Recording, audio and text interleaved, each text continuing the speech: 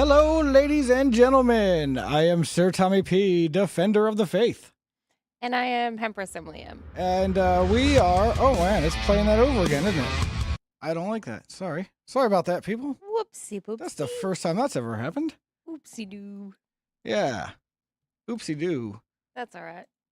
Anyway. He's Sir Tommy P., Defender of the Faith, and I'm Empress Emily M., and it's Sunday, so that means that this is Nephilim Murder Crew presents Catholic Chats. Catholic Chats. Yes, it is. It's going to be a lively one today, I think. Yeah, it should be very spirited, one might say. Yeah. It's been an interesting day at RCIA. It happened, folks. Yeah, finally I heard a heresy. I heard a heresy. Oh, I forgot to look up. I can't remember the exact name of that heresy, and I forgot to look it up. Oh, dang. But I heard a heresy today, and we will get into that. Thank you, Scotty. I'm looking sharp. Yes. Good evening, Jenny. Good evening, Christina and Danny. I hope that you guys enjoy decorating. Enjoy. Scott is here. Good evening, Scotty. How did the game of Risk play out? Did you end up losing to the child who was trash talking, or did you get him? How did that go? Let me know. And yes, thank you, Danny and Christina, for noticing the pink for Gaudette. Yes. Gaudette Sunday. Yes. Which is today. I even have my lady that Christina sent me as a little goodie. Yeah, I can't see any of my stuff because of the shirt. Yeah, it's all underneath. Yeah, it's there. I promise. Yeah. So, okay. So, yes. So, we already spilled the beans. It is Gaudete Sunday. Yes. Which is rejoice. Yes. In Latin. That is what that means, if anybody is curious. It is the third Sunday of Advent for those. Let me bust open the Sunday Missal real quick while he talks, so that way we can actually discuss. Anyway, yes. So it is the third Sunday of Advent. Pink, or rose, should I say, is the liturgical color for the day. I wore a purple tie last week, and I wore the pink tie, or we'll call it rose tie. Rose tie. Today, I'm going to jacket all screwed up. All right. Anyway, I'm messing with my tie and shifting.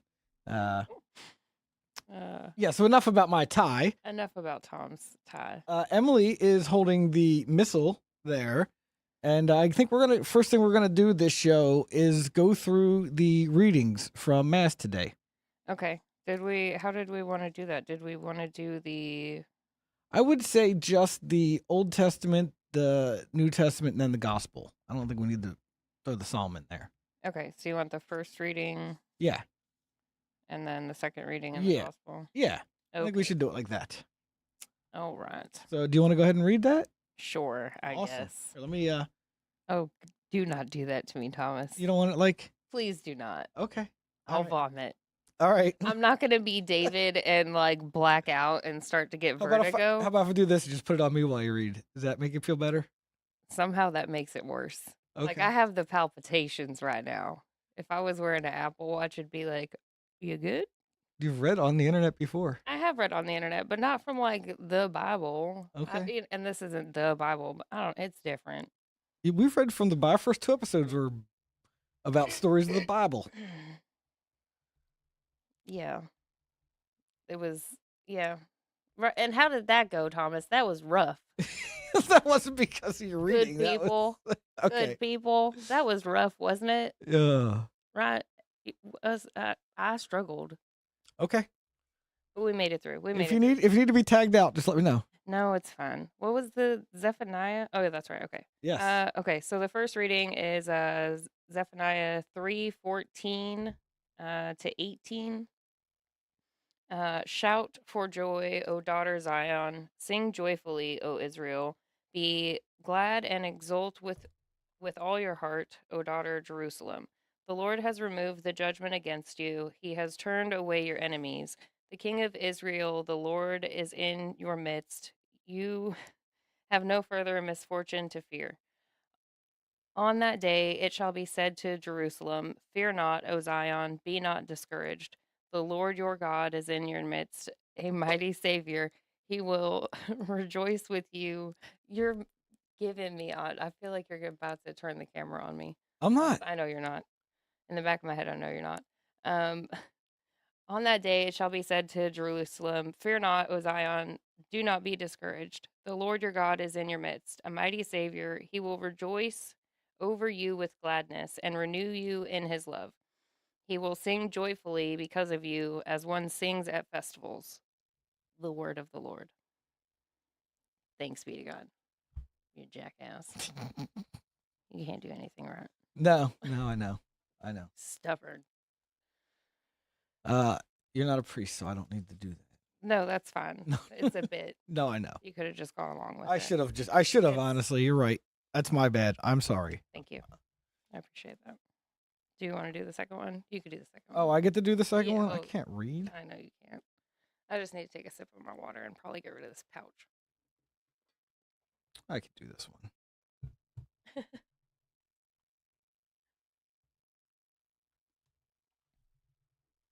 You don't have to do it. It's fine. I can go grab my glasses. No, it's fine. And also, okay, truth be told,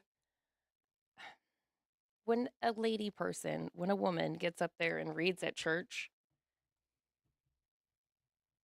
annoyance happens within my body. Yes, I agree with you. Annoyance happens within Women my are allowed to body. read the Bible, though. This isn't church. You're not teaching anybody. We're just giving you a recap of what happened at Mass today. There's a difference between at Mass today and what happened at Mass today. I understand that. However, I can't control how other people receive this. And so, like, I don't want to put somebody in that uncomfortable position of having to listen to a lady person read the word. No, you're not teaching anybody. You're fine. I know I'm not teaching anybody, but if it's... And this is not, no, I hear you. I hear what you're saying, but this is not one of those scenarios. I'm just looking out for my fellow autistics. Yeah. And also trying not to have to do something I don't want to do. All right. The second reading is a short one. From Philippians. A reading from the letter of St. Paul to the Philippians. Brothers and sisters, Philippians 4 through 7. Brothers and sisters, rejoice in the Lord always. I shall say it again, rejoice. Your kindness should be known to all. The Lord is near. Have no anxiety at all, but in everything, by prayer and petition, with thanksgiving, make your requests known to God. Then the peace of God that surpasses all understanding will guard your hearts and minds in Christ Jesus. And that's the end of that. Wait, you forgot the... Oh, now you're going to do it? The word of the Lord? Thanks be to God. Okay. Thanks. Okay. And then this week's gospel is Luke 3:10 through 18. Do you want to do the first bit and I'll do the second bit, or do you want me to do this one too? Just keep going. I'm already on a roll. Yeah. Then I don't have to go get my glasses. We've already been through this. You and your glasses. All right. Luke 3:10 through 18.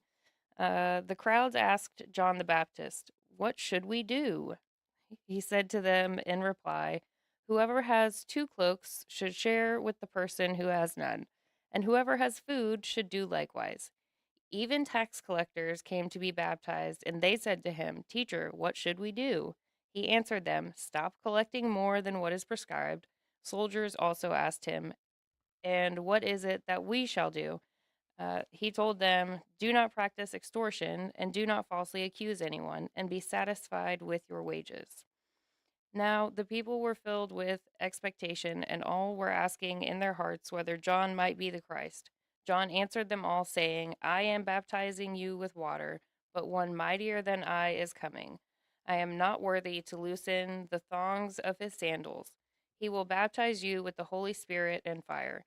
His winnowing fan is in his hand to clear the threshing floor and to gather the wheat into his barn, but the chaff he will burn with unquenchable fire." Exhorting them in many other ways, he preached good news to the people. The gospel of the Lord. Praise to you, Lord Jesus Christ. Okay. We made it, guys. We made it. Woohoo! I didn't Wasn't that stumble at all. difficult? Nothing bad happened. I'll read next week. I'll make sure I have my glasses sitting up here. All right. It's gonna be a thing for us from now on. I'll make sure that the glasses are sitting there. Yeah, we're gonna do Catholic chats on Sundays. We're gonna go over the 3 readings from Mass that day. Yes. Seems the least we could do. Yeah. There's that. All right. Now, with that being said, for the rest of the show, I want everybody to remember that we are just catechumen in the Catholic Church and we don't know shit, which is why we are generally staying out of a lot of these conversations and arguments. But I will do my best to at least shed some light on some of the idiocracy of what's happening, and then also where it's tending to go awry. But yes, please do not take anything we say as like gospel. Like this is, we don't know anything. This is just having chit chats with our buddies. Yeah. This is just us venting over coffee in the Father whatever their name is room where they have stale coffee for us after Mass. This is just us. Also, I am nobody to criticize a pope, and I will not criticize the pope in such a way to be sinful. Yeah. Because again, I don't know, man. I don't know what it's like to be the pope. I don't know much about popes in general. I like I said, I am not a lifelong Catholic. I don't know shit about it. I know that it's necessary, and I must respect the position. Yes.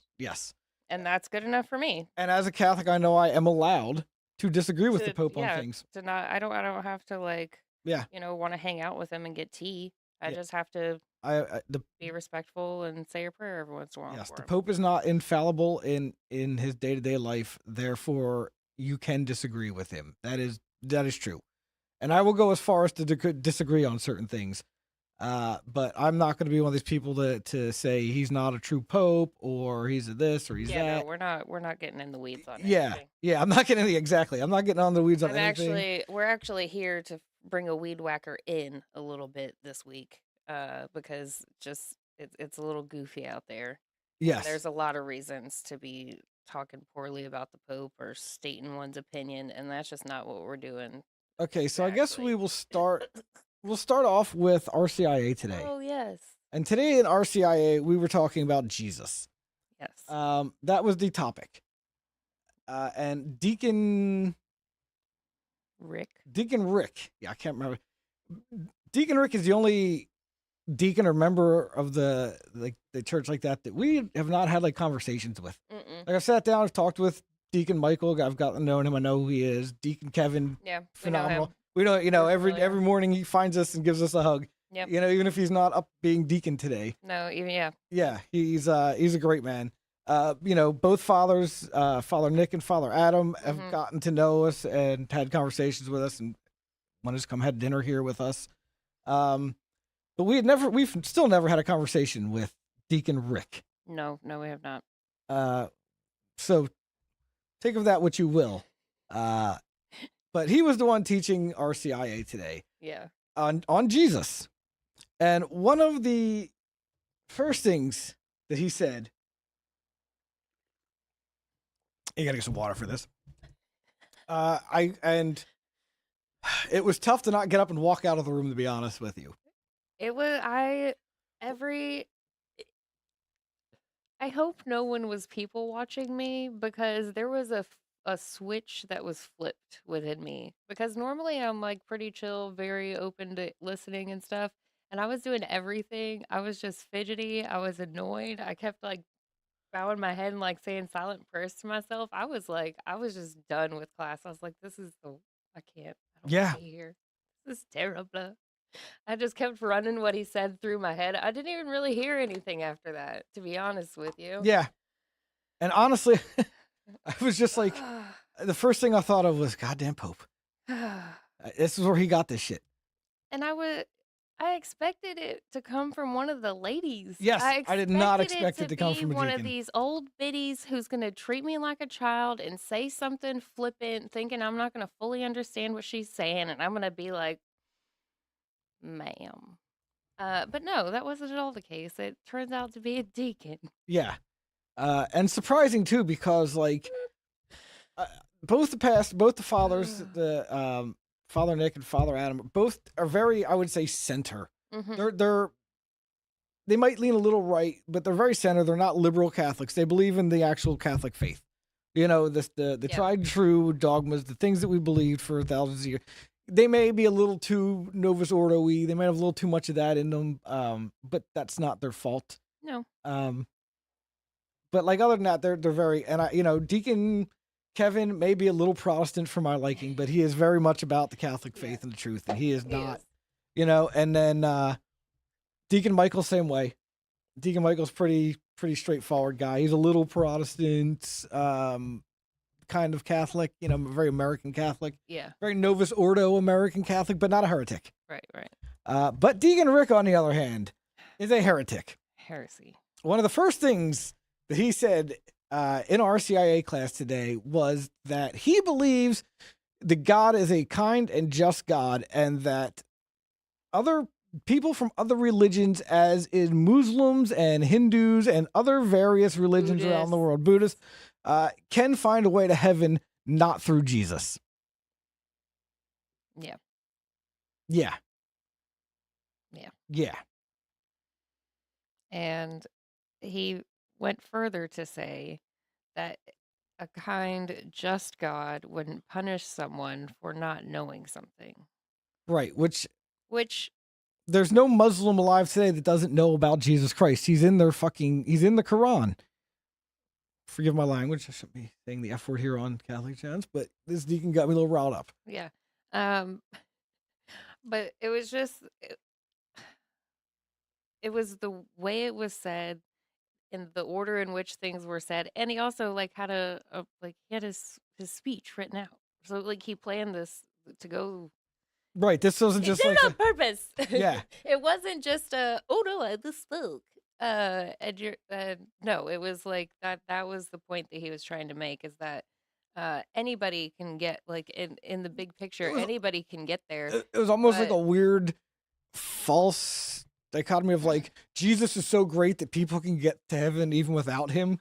Kind of a weird take on it, is almost what it sounded like. Yeah. It was just the oddest. It definitely didn't leave the It was worded odd at that too, but it was definitely spoken. The words were Muslims, Veridim, and other religions can get to heaven without Jesus. Yeah.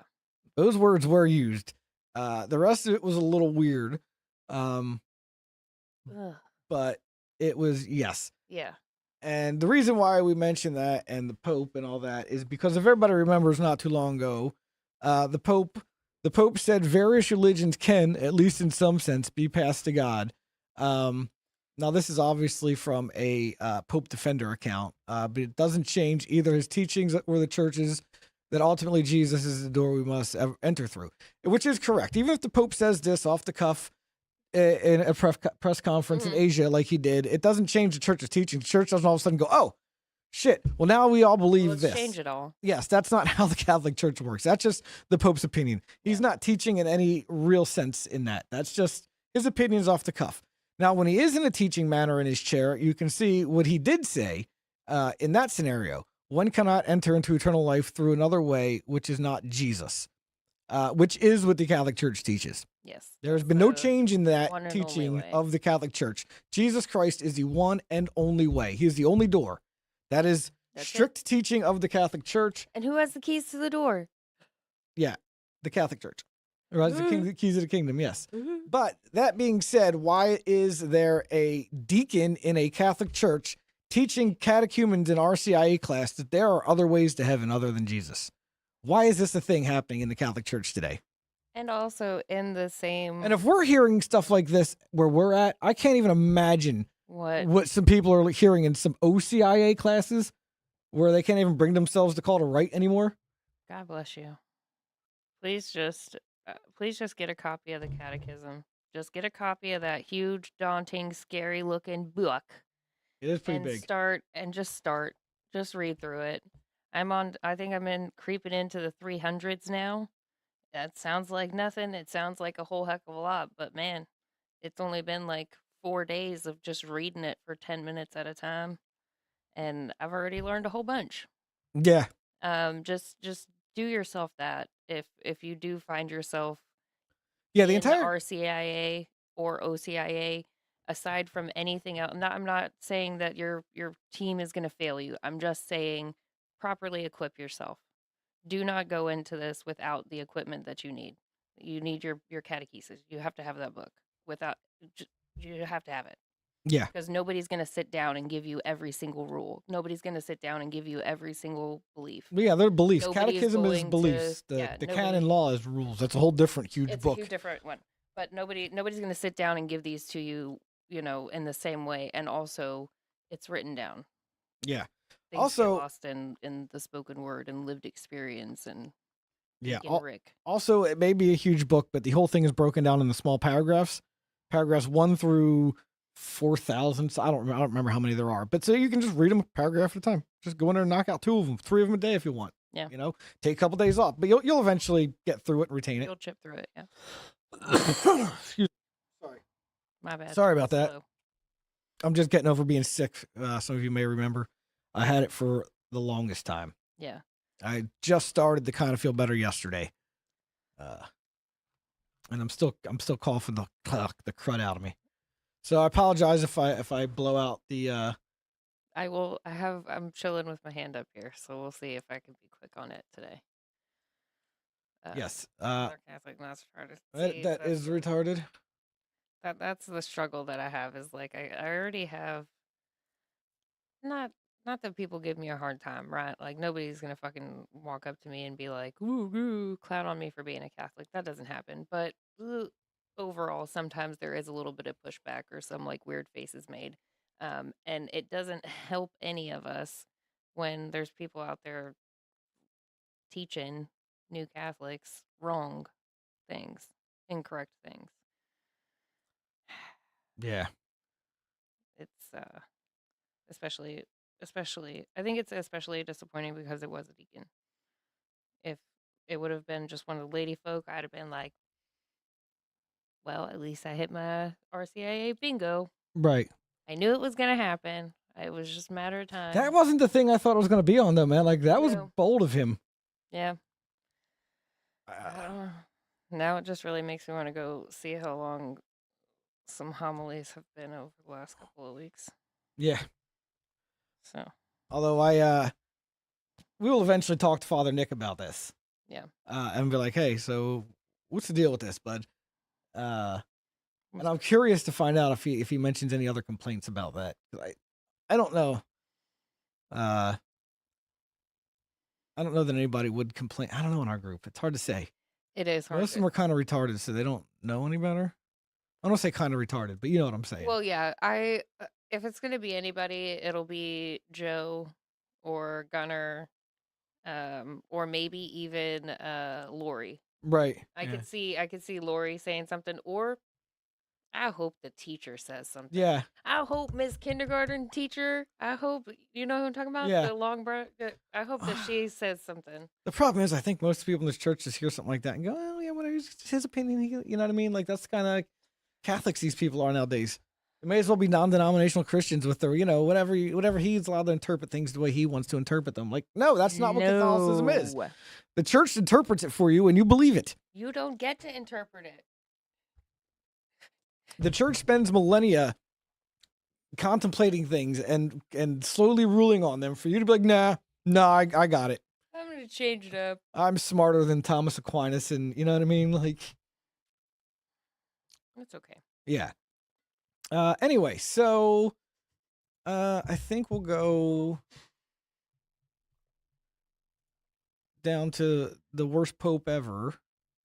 I guess. Well, now that we've Now I've already started in with the Pope. We'll go to this, and then we'll also show where this kind of leads with the Cardinal Supich thing. okay. But yes, so this is a tweet I saw.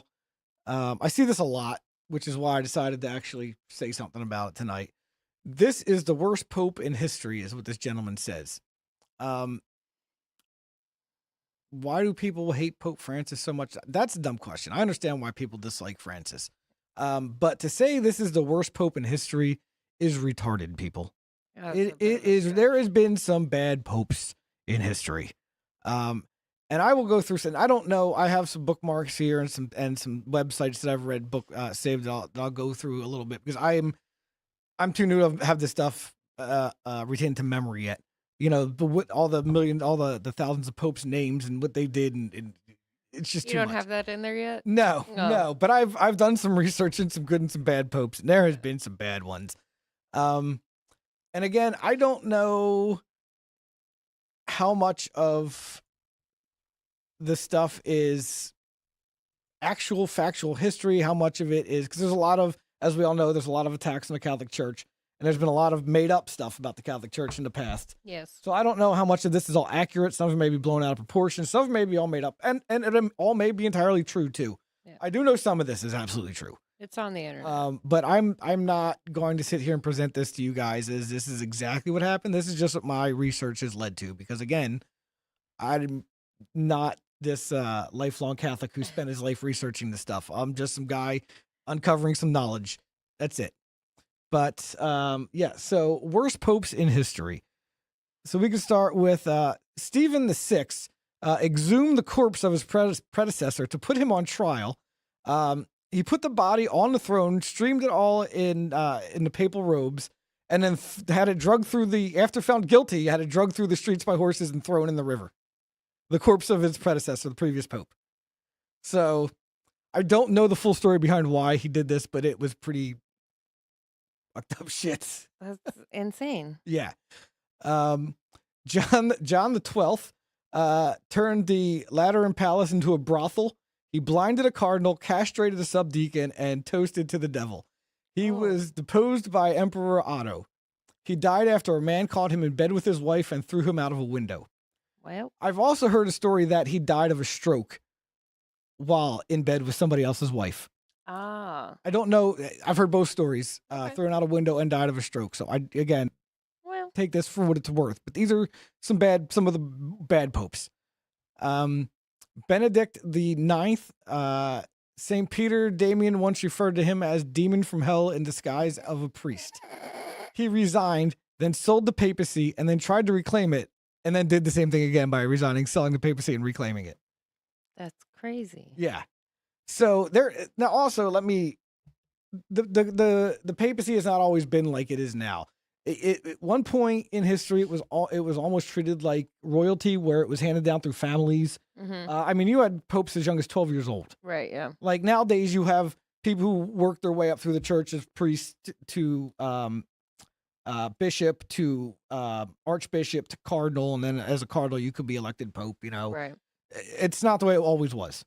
So that's why we've had some really bad popes. There was a lot of nepotism back in the day, mm-hmm. of families keeping it in the family. Yeah. People, the Pope was able to name his predecessor at one point. So, I'm just my son or my brother or my brother's kid or, whatever. Mm-hmm. My illegitimate child. That's happened a couple times too. Yeah. So I think one of these is actually in here. Pope Alexander the Sixth. This Borgia Pope, that again, one of the families that held the papacy for a while because they nepotism and they turned it into whatever. He was infamous for nepotism. There we go. Simony. Simony. I don't know. Simony. Oh, look it up. Yeah, nepotism, simony, and fathering illegitimate children. His children Caesar and Lucesaria Borgia committed several murders on his behalf. So there's that. Pope Julius II, known as the Warrior Pope, Machiavelli used Pope Julius as an example of how to selfishly wield religious authority in his book, The Prince. He chose the name not in honor of Pope Julius, but for the pagan emperor Julius Caesar. Pope Leo X is the indulgent sales pope. He's basically the one that commissioned all the art in the Renaissance era, and basically sold indulgences to fund St. Peter's Basilica. Now, whether they were actually sold as indulgences outright or whether it was donate to the Basilica and you will get indulgences, it's kind of the same thing, but it's not. Splitting hairs maybe, but the slight differences. Either way, that's what happened. And that's what sparked the Protestant Reformation. It was not, that was the straw that broke the camel's. If Leo X were not Pope, the Protestant Reformation probably would have never happened. Yes. And I will also point out that in modern day, because the Catholic Church is in a very similar state than they were under Leo X, with the horribly, horribly catechized lay people all throughout the church that know nothing about the actual religion and the traditions of it. Mm-hmm. And which is why you have these very Protestant Novus Ordo masses and this very Americanized version of Catholicism, because the people have no idea about their history. Right. And if you talk to them about any other traditions, you're a liar, you're a weirdo, you're a traditionalist. The church doesn't do that. The church doesn't believe that anymore. The church absolutely does believe that. They still do. They never changed their belief. For America, they actively believe this. Yeah, they didn't change the beliefs. You guys have just changed your practices. Blatantly against the Catholic Church in some ways. Yeah. You never met the requirements of. So yeah, there's lots of this bad pope, but also I wanted to get into some of the more modern bad popes. I found the definition of simony. Okay. It's basically selling indulgences. Oh, okay. Yeah. Buying or selling of ecclesiastical privileges, for example, pardons or benefices. Yeah. I'm not going to share this screen because it doesn't seem super important, but I'll just read through some of this for you guys. Get some water. Oh, okay. Yeah. So it's selling pardons, church offices, or sacred things. Yeah. So Pope Pius IX lost the Papal States. Leo XIII fumbled foreign relations with France, destroying our political influence there overnight. And then the French Revolution, yada yada. So yes. Pius XI praised Mussolini, failed to properly deal with persecutions against Catholics in Mexico. Again, not the most diabolical of these popes, clearly, but this is what's considered a bad pope, and I would probably put Francis on par with somebody like Pius IX as compared to any of the other popes that we've just talked about. Maybe I'm sorry, yeah, Pius IX or Pius XI, maybe. But yeah, like Louis XIII, sure, but not near as bad as. So yes, he's bad with some of these bad modern popes. Maybe he's worse than them. I don't know. That's arguable. But yeah, you can't go back in history and say he's the worst pope in history. No, and Saint John the 23rd, who was responsible for all the changes in the Mass, the Novus Ordo, and all this stuff. He's the one that called Vatican II. He's the one that totally screwed with the Catholic Church. And he attacked it and attempted to bring down St. Padre Pio, one of the most holy Catholics ever. Had the stigmata. Yeah. One of the greatest Catholic priests of all time. Just a wonderful man. The most loving person ever. Used to just weep during Mass. It was said that he could actually see the sacrifice when he was doing the consecration of the Eucharist. He could see Jesus on the cross and he'd just weep.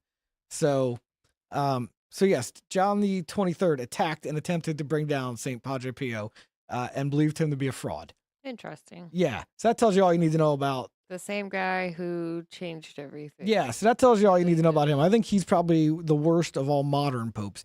In fact, could be even lumped in some of the worst of all time because he actually, even though all those other horrible popes were being horrible popes and turned the Vatican into a brothel and were, half mad syphilis. Yeah.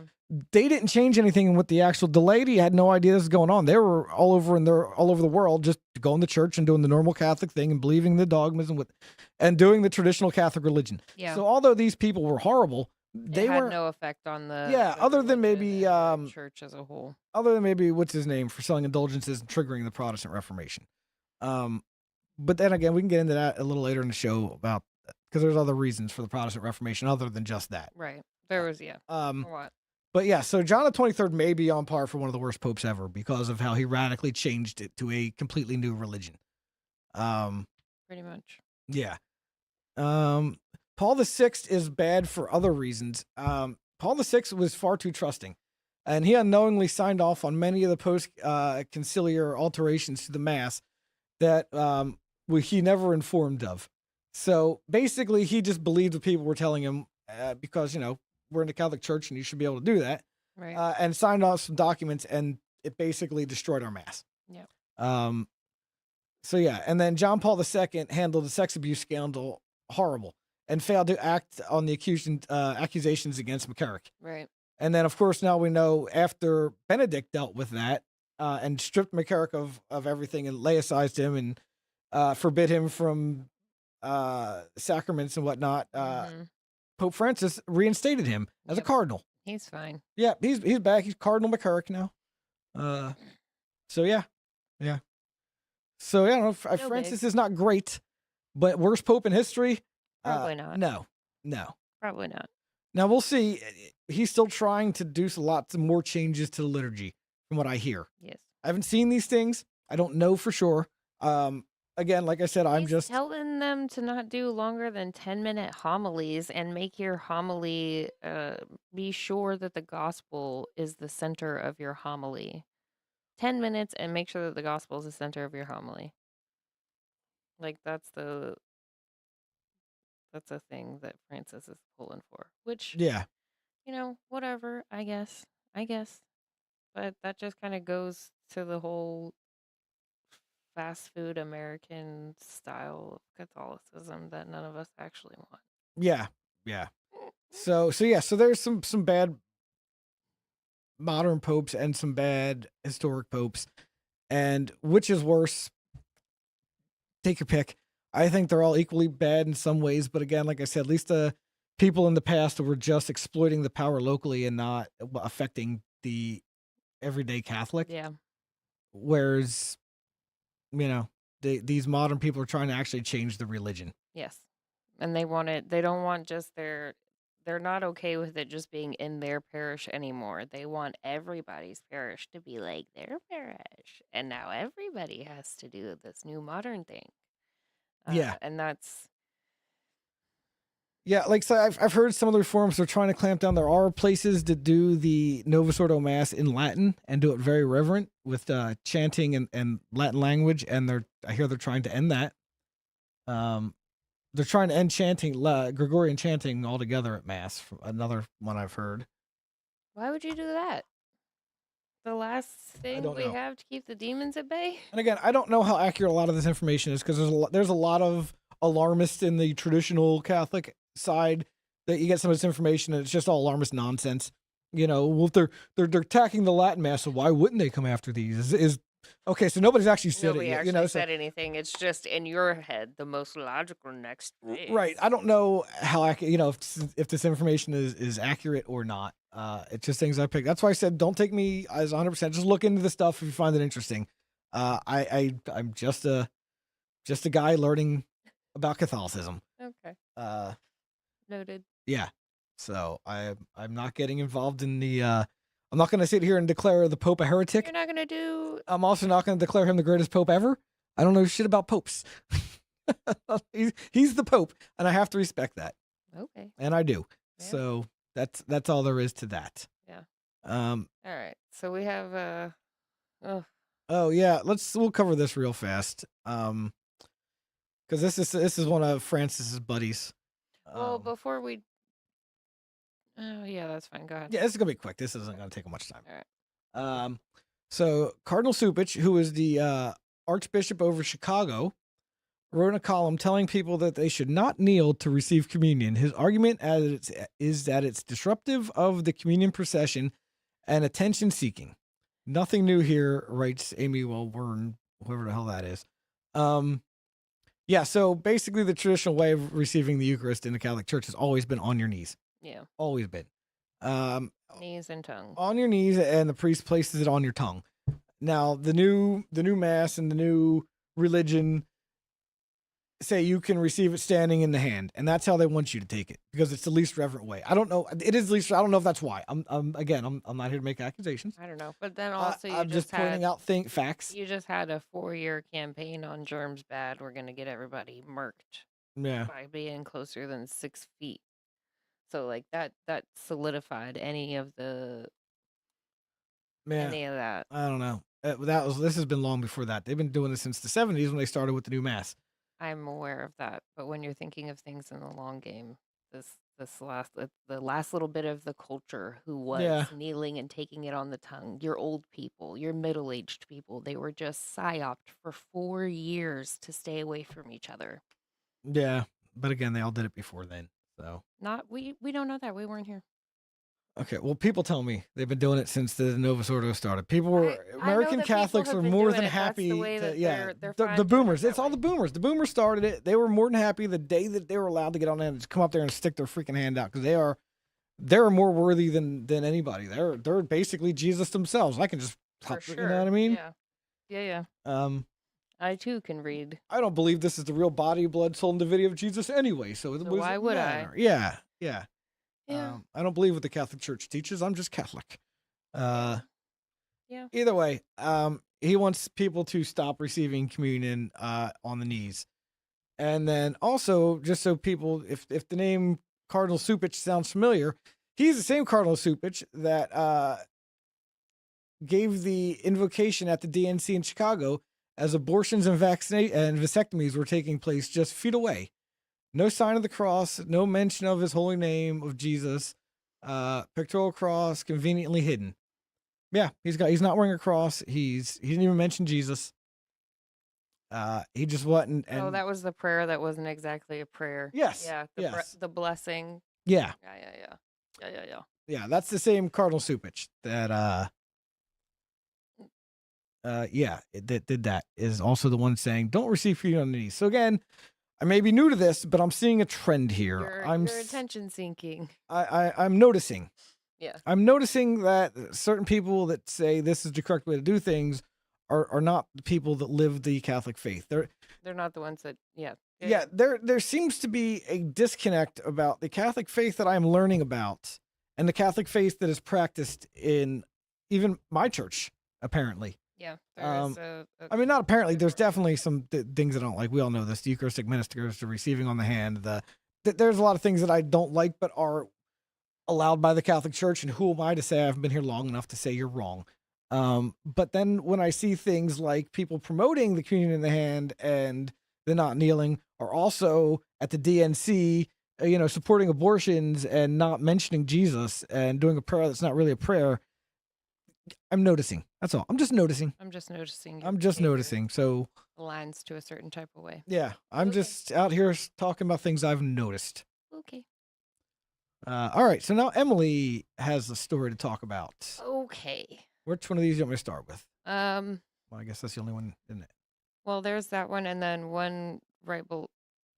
You were right. So right here, this one. Yeah. We'll start here. Sure. Oh, actually, before we start that, well, you could click. Go ahead. Yeah, back because I was talking about the Protestant Reformation. I did save this one because it does tie into, as I said, the selling of the indulgences and things like that by that Pope were kind of the straw that broke the camel's back in that aspect, but also the Protestant Revolution succeeded not because the reformers, because there was lots of reformers before them that were trying to do things very similar, but because there was finally enough princes and politicians ready to break Christian unity in order to aggrandize themselves. And that was true. Basically, when the princes of Germany decided that they were going to be Protestant, they seized all the lands and breeches of the Catholic Church in their kingdoms and claimed them as their own and claimed themselves as the head of the new church. Yes. So, let's not pretend like it was just this peaceful, like, oh, we're going to split from you guys and go do our own thing. So thanks, but no thanks. Have a good day. No. It was all your stuff is our stuff now, and I'm the head of the church, and we're going to execute your bishops for being here now. Yeah. There was a lot of that going on. There's no need for you. Yeah, there was a lot of executing of bishops, seizing lands and property and riches, and it was all about expanding themselves, the princes and the lords of the lands there. Yeah. So, and then that continued on through as Protestantism spread. That was one of the big things, the reason why it spread. Other royalty was like, oh, hey, That's not I a can bad just take idea. all this stuff for myself, I huh? get their, I can be the head of the church. I get taxes and their tithes. Yeah. Yes, I Yes. like it. And I get all the buildings and the property of the Catholic Church with all their altars and their I gold love statues and their it. And I can be the head of the church, and I don't gotta care I what the don't Pope have says. to. Right, I don't have to care what the Pope It says. doesn't There's matter if the Pope says I can nobody. get divorced or not. I'm the head of the church now. I say I can get divorced. I can do what I want. Yeah. Yeah, There's a whole lot of that during the Reformation. So it's a. let's not kid ourselves. It's humanity always having the audacity. Yeah. Do you want me to open this one? Yes, please. All right, this is what everybody came for today. All right. Let me transition. Show everybody. Can we scroll up so we can see what Respecter's responding to? The portals. The portals. Uh-oh. Woo. I have my X-Files button. I just don't want to dig for it. The Pope portals, right?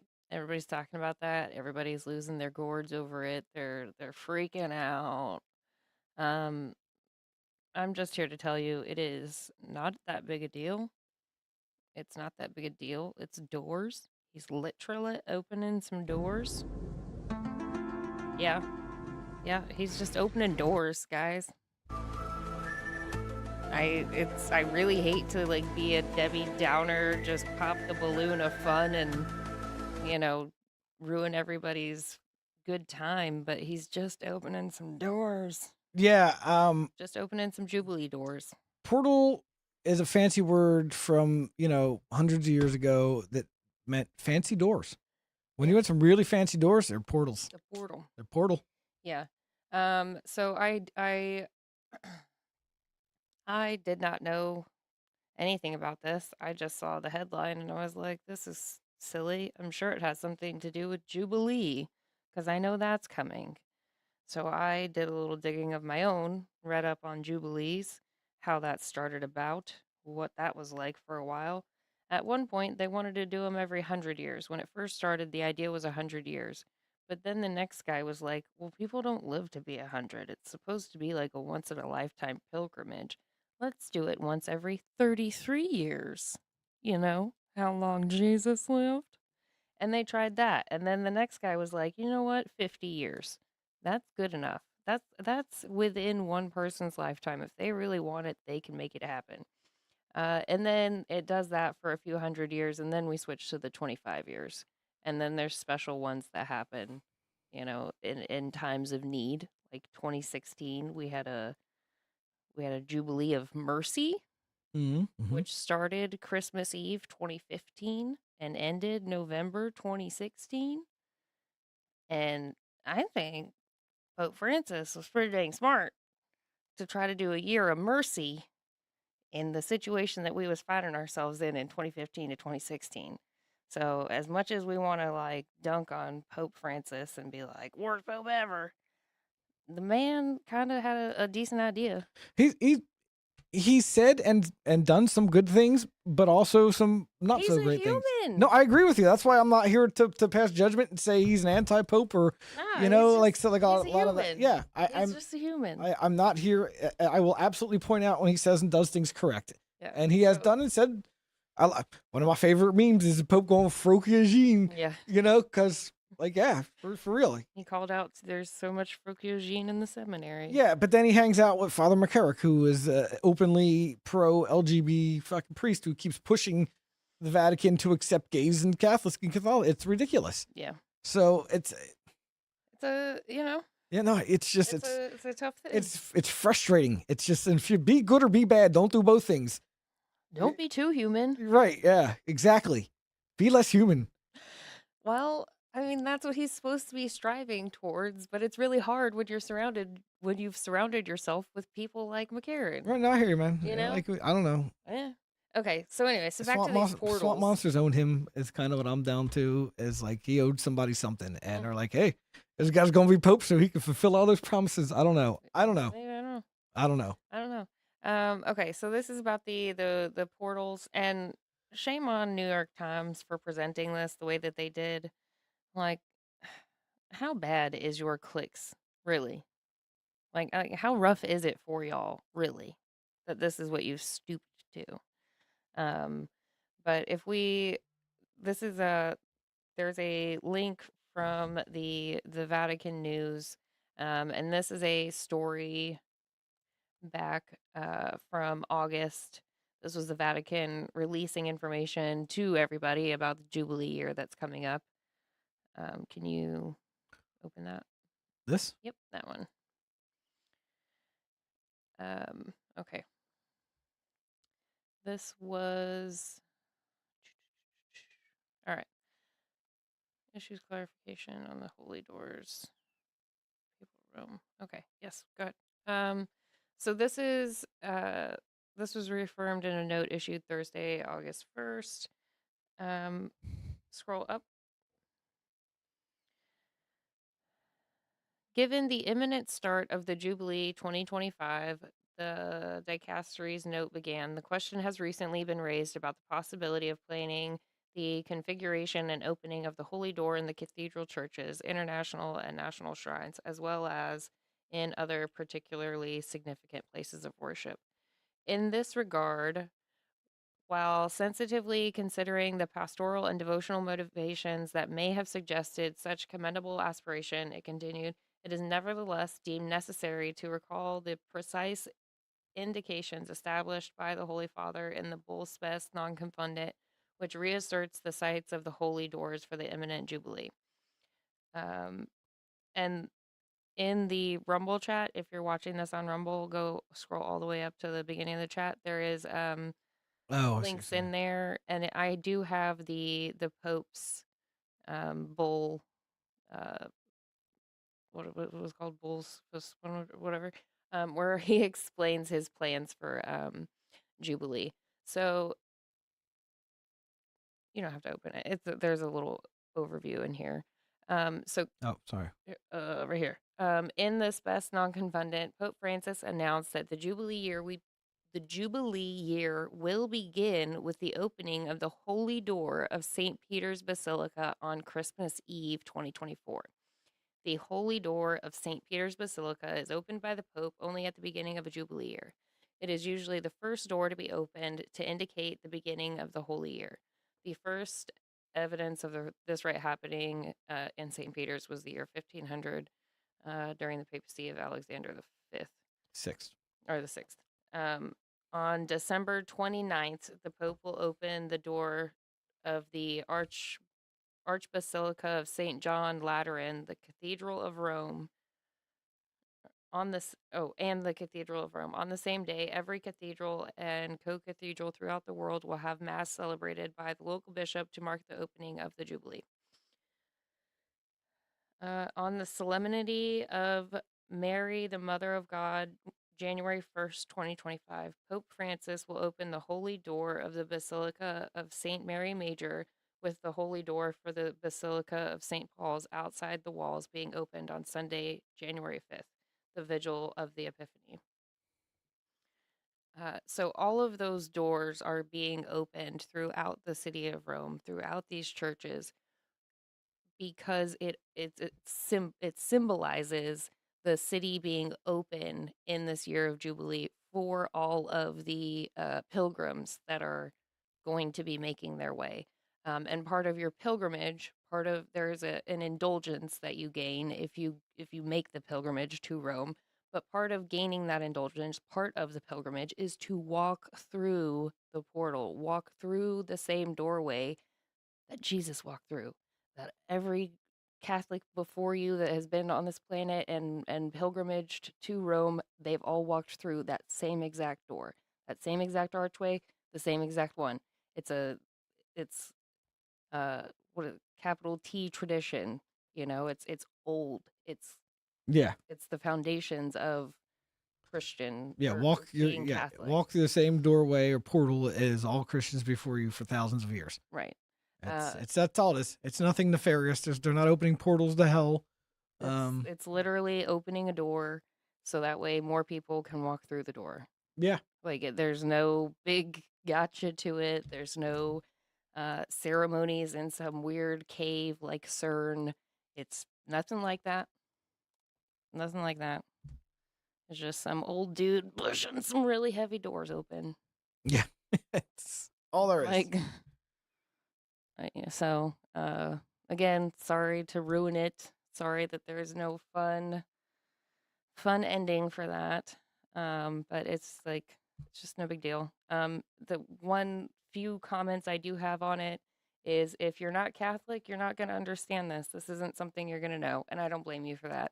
It's also not something you should concern yourself with. Like there's nothing nefarious going on here. Well, if you're not Catholic, don't worry about it. Yeah, it's nothing to concern yourself with if you're not Catholic. Don't worry about it. But also, even if you aren't Catholic, it's something that happens so infrequently, you're not going to have a memory of it, right? Like I'm 30, I'll be 35 in January. The last time there was a Jubilee year, I was 10. Even if I was Catholic, do you think I'm going to remember? I might. I don't know. Well, also back then, the media didn't report on these things. You would only know if you're Catholic and like your experience. Yeah, Jubilee. Yeah, you hear about it at church or something. Hey, we're getting rid of the pilgrimage, Jubilee, or whatever. But the news media wasn't reporting on anything Catholic. They didn't care. It was no benefit to them at the time. No. But yeah, now it's like, oh, sensationalized story. Everybody's talking about aliens and things and this and that. And dude, the Vatican's opening portals, people. Yeah. They're portals. Yeah. They're bringing monsters through portals. We know you guys love talking about portals. Yeah. Yeah. We know you guys like dunking on the Pope. Pope portals. Pope portals. So that was my bit of apologetics / Pope respecting. Pope respecting? Yeah. I wouldn't call that Pope respecting, but I would say I don't know. It's whatever. Yeah. Ooh, JC, you sent us a good outro song. We will check it out. Let's see.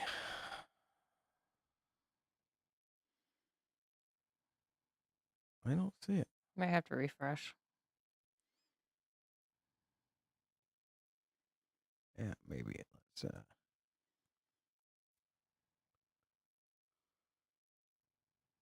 Oh, there it is. There it is.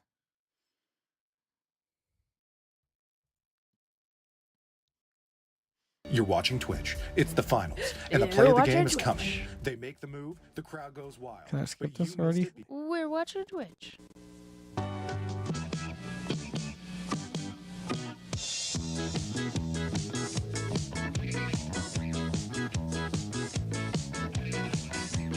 Jesus is a friend of mine. Jesus is my friend. Jesus is a friend of mine. I have a friend in Jesus. Jesus is a friend of mine. Jesus is my friend. Jesus is a friend of mine. He taught me how to live my life as it should be. I mean, it's funny and kind of cringe, but it's got a good message. And I can tell you that he's one who will never leave you flat. Jesus is a friend of mine. Jesus is my friend. Jesus is a friend of mine. I have a friend in Jesus. Jesus is a friend of mine. Jesus is my friend. Jesus is a friend of mine. It's pretty great, JC. Yeah. And how to save my soul. He taught me how to praise my God and still play rock and roll. The music may sound different, but it's very Eastern European, but I'm like, I'm here for it. Yeah. Jesus is a friend of mine. That other guy is he's rocking out there. Not him. Come on, let's get to the other. They're not gonna show the one guy who's like really getting into it.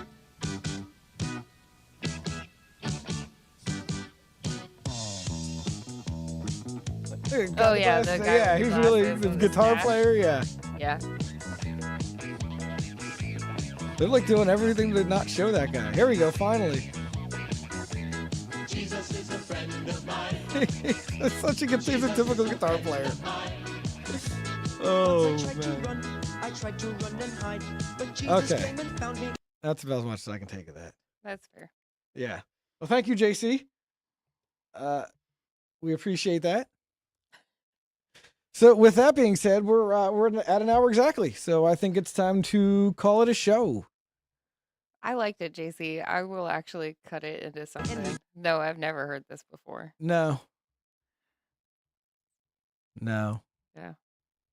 I have not heard that before. Sorry, it's cleared up here. Okay. Oh, well, that's been another Catholic Chats. Thank you guys for hanging out with us. We appreciate it. Yeah, definitely appreciate you guys being here and coming out. I will be back in the morning for That's- morning crew. That's what I was going to say. 6:30 Central, right on Rumble. You guys know where it's at. Yeah. Yeah. And then we'll be back on Wednesday evening at 7:15 p.m. Central. Yes, we will. So thank you guys for coming out. We appreciate everything. You guys always showing up to watch, because without you here, we wouldn't have a show. Yeah, that's true. So and we have fun doing this. So please keep watching, please. No, seriously. Thanks for coming out, guys. Have a wonderful evening. We'll see you next time. God bless you.